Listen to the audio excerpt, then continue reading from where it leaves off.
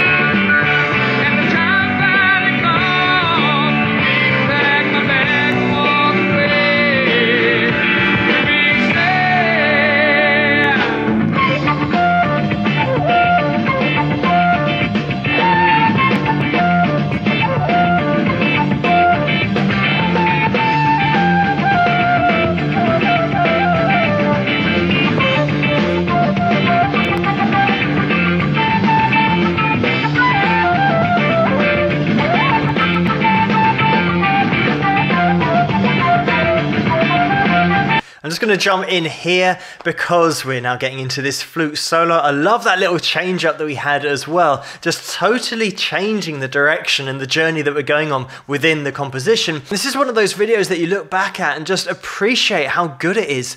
This is all totally live, and vocally we've got quite a clean sound here. Quick shout out to Doug Gray on vocals here because his vocals absolutely on it. Such a great soaring vocal on the whole of this track. It seems like back in the 70s, 1973, this was that the standard was just absolutely at the top level, and in order to get any kind of airtime or any kind of attention, you needed to be better than another band. You needed to make a better sound. You didn't have to look better or be more commercially viable. You just needed to sound good, and the best bands were the ones that sounded the best.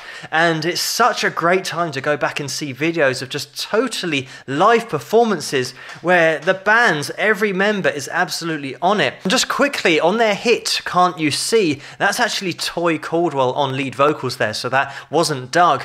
But with this setup, I mean, we've got such a great full band sound here because when they were at high school, they were actually two separate bands. We had Tommy, which was Toy's brother, and he got together with Doug and they had their own band, but then Toy actually played in a separate band. But then after high school, they all joined together and then they were called the Toy Factory.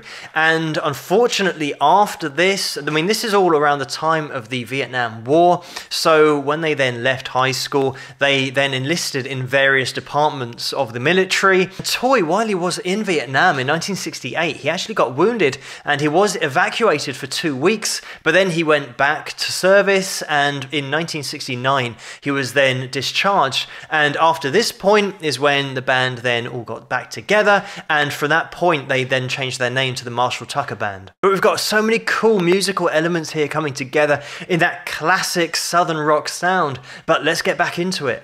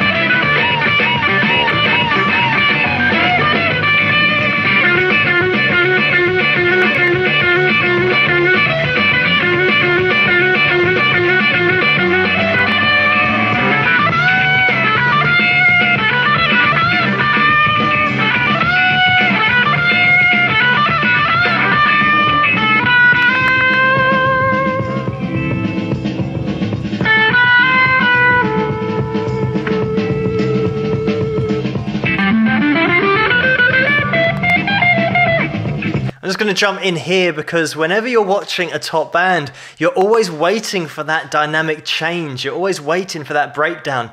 And it inevitably always comes in when you are watching a great band playing. But just diving in to that lead, the whole lead technique really as well that Toy's got, because he's just using that thumb on that right hand. He doesn't use a pick. That's just his technique. That's just the way that he's worked out to play. I've mentioned it before about some players who just follow their own path and just work out their own way to play, and Toy certainly falls into that category. Another thing is just watching that thumb, the amount of work he does actually get through with that thumb. He does pick a lot of strings. He does use hammer-ons and pull-offs, of course, but he picks a lot more than you'd think would even be possible with the thumb. He really does get through some work. Now, just quickly want to mention here the backing vocals as well, because it makes such a difference to a live performance when you've got players who can also sing and harmonize with each other, like we've got here. I mentioned before about Toy's lead vocal on Can't You See? So all of these guys, not only like Jerry just playing through that great melodic flute solo, but then he also comes in with great backing vocals as well. So all of the musicians here, absolutely top notch, because they're not just players of instruments, they also sing and harmonize with each other. So there's so much talent on show here. But let's get back into this video.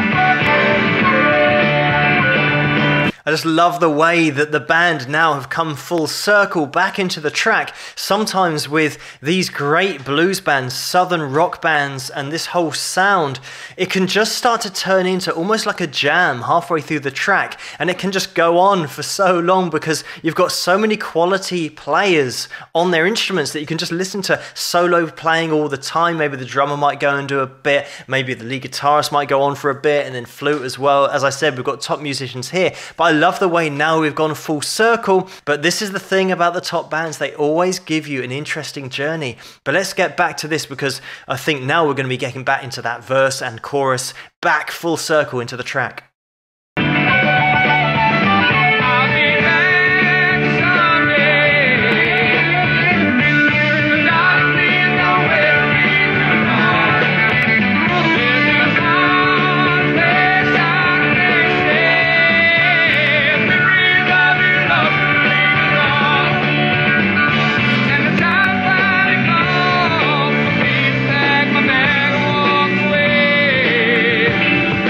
Say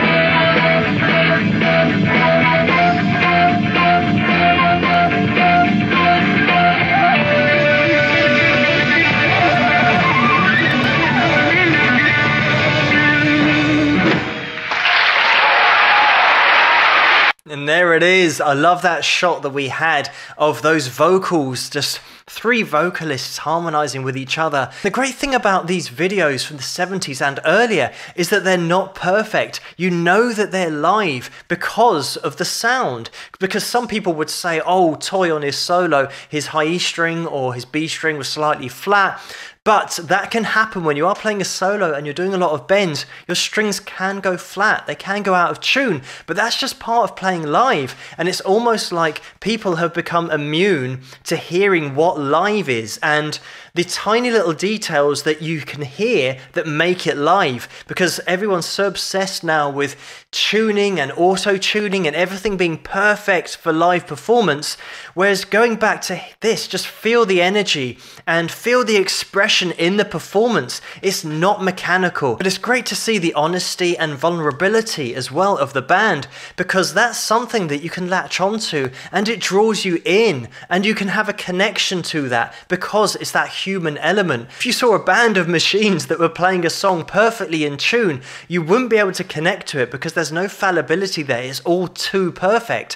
Whereas all the hits, all the massive hits from the 60s, 70s, 80s, I guarantee you, if you were to put them through a machine that would actually analyze the pitch, the lead vocal is not pitch perfect 100% of the time. There are tiny little details that are out of tune and slightly sharp, slightly flat. But those little elements give a voice its personality and give an artist their own personality, their own sound. It's the human element of that voice that you connect to. But the Marshall Tucker Band, what a great performance here, and so many elements coming together in order to produce this performance. You've got those backing vocals that are absolutely backing up Doug on that lead vocal, and you've got Toy on that lead guitar as well, and Jerry on the flute, and the rhythm section, drums and bass have got to be on it throughout this whole performance, so that when they do go off into their lead sections, that foundation doesn't fall to pieces. It's absolutely rock solid. But thank you so much for suggesting this video for me to take a look at. Keep those suggestions coming in the comments below.